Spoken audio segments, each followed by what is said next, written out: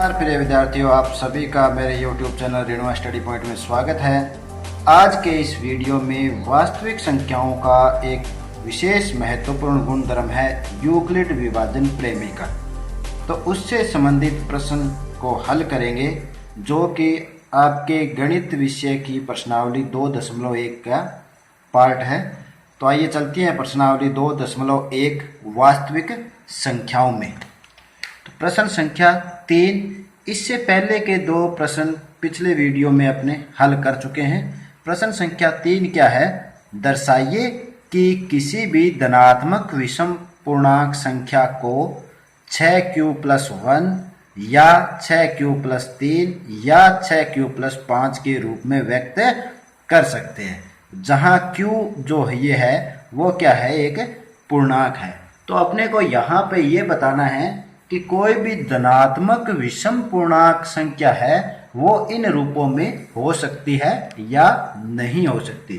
तो इसके लिए अपने यूक्लिड विभाजन प्रमेय का उपयोग करेंगे। तो देखिए हल।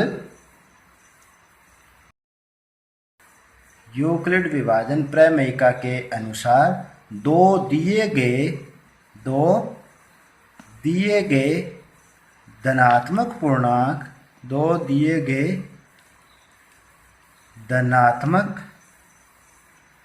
पूर्णांक a और b, ये दो दिए गए धनात्मक पूर्णांक है a और b के लिए यहाँ क्या है कि a का मान b से बड़ा है। तो धनात्मक पूर्णांक a b के लिए दो अन्य पूर्णांक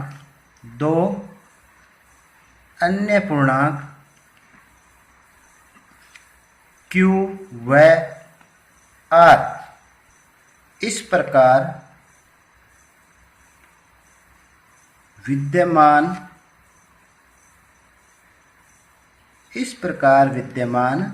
होते हैं कि किस प्रकार विद्यमान होंगे कि a बराबर b into q plus r, ये इस रूप में विद्यमान होते हैं। यदि कोई भी दो धनात्मक पूर्णांक a और b ले तो उसके साथ हमेशा दो अन्य पूर्णांक q r उपस्थित होंगे और उनका ये जो संबंध है वो इस रूप के अंदर होगा। यहाँ जो r है वो 0 के बराबर, r का मान 0 के बराबर हो सकता है, 0 से बड़ा हो सकता है, परंतु इस b से कम होता है, यानी कि b से कम होता है। अर्थात अपने समझ सकते हैं कि r का मान 0 से लेकर b से कम तक होता है। यहाँ आप देख सकते हैं कि a भाज्य है, b भाजक, q भागफल और r शेषफल। तो अपने इस प्रश्न को हल करने के लिए इस विभाजन प्रमेय के अंदर b का मान मानना है। तो b का मान मानना है तो उसके लिए सामान्यतः हमेशा जो प्रश्न में दिया हुए जो रूप है, यानी कि जिस फॉर्म के अंदर ये प्रश्न दिया हुआ है उसमें q का जो गुणांक है वो ही सामान्यतः ले लिया जाता है। जैसे यहाँ 6q है तो यहाँ अपने b का मान क्या ले सकते हैं, 6, क्योंकि q का गुणांक यहाँ 6 है तो b का मान 6 लिया जाता है। सामान्यतः b का मान q का गुणांक ही लिया जाता है, परंतु कुछ प्रश्नों में q का गुणांक नहीं लेते। जैसे यदि कोई वर्ग वाला प्रश्न है, जैसे प्रश्न संख्या 1 था, उसमें क्या है, q का गुणांक नहीं लेकर b का ऐसा मान लिया जाता है जो कि इस गुणांक, जहां q का जो गुणांक है उसमें b के मान के वर्ग का भाग चला जाए। तो उन प्रश्नों के अंदर अलग रूप से लेते हैं। यहाँ अपने इस प्रश्न में b का मान जो q का गुणांक है वो ही लेंगे। तो अतः b माना b बराबर 6। तो b का मान 6 लेंगे तो देखिए r के कितने मान हो जाएंगे। अतः क्योंकि r के मान जो होते हैं वो 0 से लेकर b से कम तक होते हैं, तो r के मान 0, 1, 2, 3, 4 और 5 तक, ये 5 मान r के हो जाएंगे।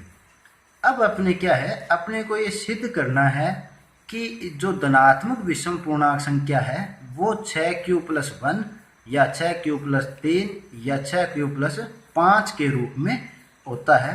तो इसके लिए इस b व r के मान के लिए a का मान निकाला जा सकता है, या अपने ऐसे कह सकते हैं, इसलिए यूक्लिड विभाजन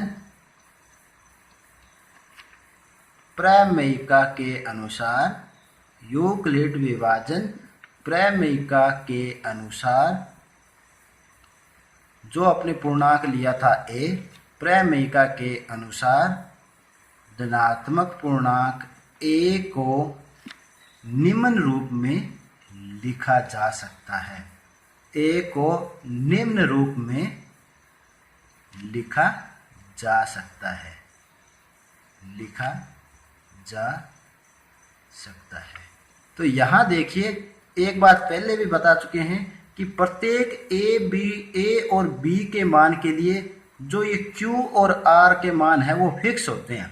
प्रत्येक a के मान r के मान के लिए अलग ही a के मान होते हैं, या ऐसे कह सकते हैं कि प्रत्येक a के मान के लिए अलग ही r आएगा। तो यहाँ यदि पहला मान लेते हैं, ये 0 का मान लेते हैं, यदि r बराबर 0 हो, r बराबर 0 हो तो अब a का मान कितना होगा। तो यहाँ विभाजन प्रेमिका के अंदर a का मान रखेंगे, तो a बराबर b का मान है 6, तो यहाँ रखा 6q प्लस r कितना लिया है 0, तो कितना हो गया ये 6q, यानी कि r का मान अगर 0 है तो a का मान 6q हो जाएगा। यदि r का मान 1 हो, यदि r का मान 1 हो तो तब a का मान क्या होगा, फिर इसके अंदर वही मान रखेंगे, a बराबर 6q प्लस r का मान क्या हो गया 1। यदि r का मान 2 हो तो तब a का मान क्या होगा 6q प्लस 2। इसी प्रकार यदि r का मान 3 हो तो a का मान होगा तो a बराबर 6q प्लस 3, और यदि r बराबर 4 हो तो फिर a कितना होगा, a बराबर 6q प्लस 4। और इसी क्रम में अपने r के पास 5 मान थे तो 5 तक लिखेंगे, तो r बराबर यदि 5 हो तो a का मान क्या होगा, a बराबर 6q प्लस 5।